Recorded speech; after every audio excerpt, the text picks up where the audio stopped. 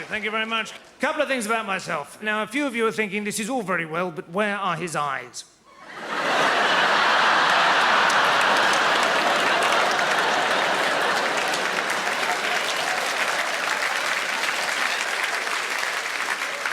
I do have eyes. I can see out. It can appear, under stage lighting, that there is no more than a couple of crude knife slits pushed into my face, but no. Fully functioning eyes I can see out. They've always been small. I was teased as a child. Piggy little eyes like piss-holes in the snow. Seen bigger eyes on a potato. Mother could be very cruel. Still, she's in a home now. Somewhere. Well, I say home, it's more of a self-storage facility, really, but... You're just paying for the name otherwise, aren't you? It's ridiculous. I had a new one recently. I went to have contact lenses fitted. Couldn't be done, obviously, not enough room. Didn't even try this chap. He took one look at me, he said, "Stone me, my Jap's eye's bigger than that." Which I thought was a bit unnecessary, to be honest. And proving it was certainly unnecessary. Also, I should mention my accents. My accent may be rather unfamiliar, possibly even rather exotic to some of your ears, so if you are struggling to place it, it is, in fact, educated.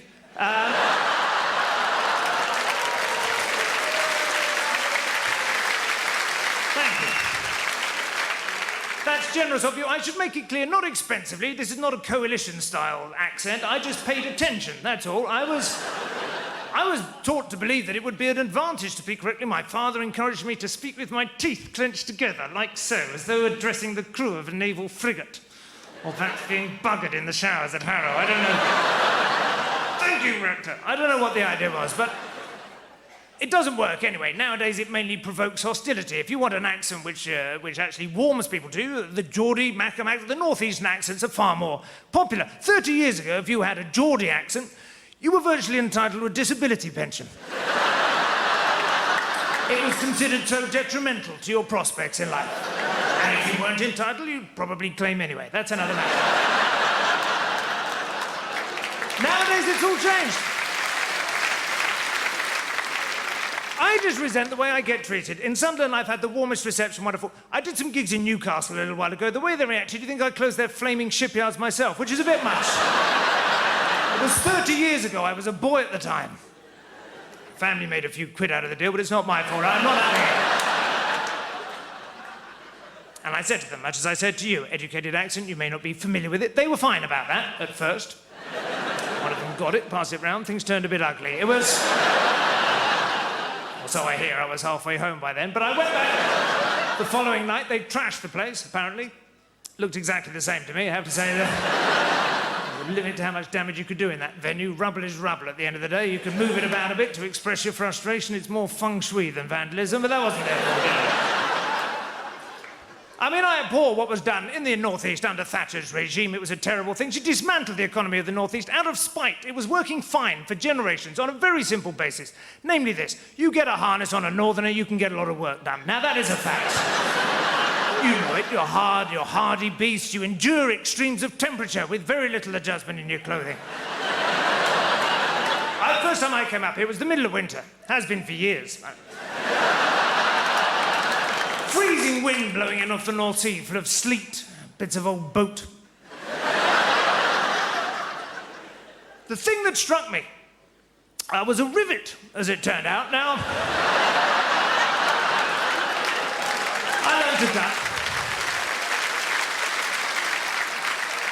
The thing that struck me, seriously, the women in particular were walking around in their underwear. What I'd originally taken to be a sort of pink and purple mottled shell suit affair was in fact the flesh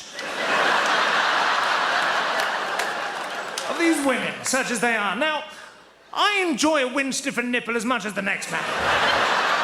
Might even count myself a connoisseur. Al dente, that would be my preference. The firm but not brittle nipple, that's what you want. With a bit of give, but still with a sense of purpose. Enough to hang your hat on, but not your umbrella. I used to write pornography for a living. Wasn't terribly erotic, but it was detailed, I like to think. All I'm saying, I think once your cleavage has gone the colour of Stilton, it's time to dress up a bit. I was in a bar. I heard a woman say to her friend, "Don't wear your bra in here, you won't feel the benefit when you go out." I hardly dared look, but I forced myself. That is an image that will stay with me for some time. Thanks to my new camera phone. No excuse for it either. You have enormous... I was a branch of Matalan in Gateshead, I think it was. I'd never been in one, but some of you will be familiar with Matalan. I won't ask you to identify yourselves. In a sense, you already have, of course. But the shopping experience is rather upsetting. You go in, it's just one huge pile of clothes in the middle of the floor. May have started out on racks and hangers, I don't know. It was getting on towards lunchtime. And yet, it's actually quite exclusive, Matalan. You have to be a member to shop at Matalan. They won't have just anyone wandering around in there. If you've got a quid and you know where you live, you're in. There are those hurdles to clear. That keeps the riffraff out. Thank you very much. Good night. Cheers. Take care.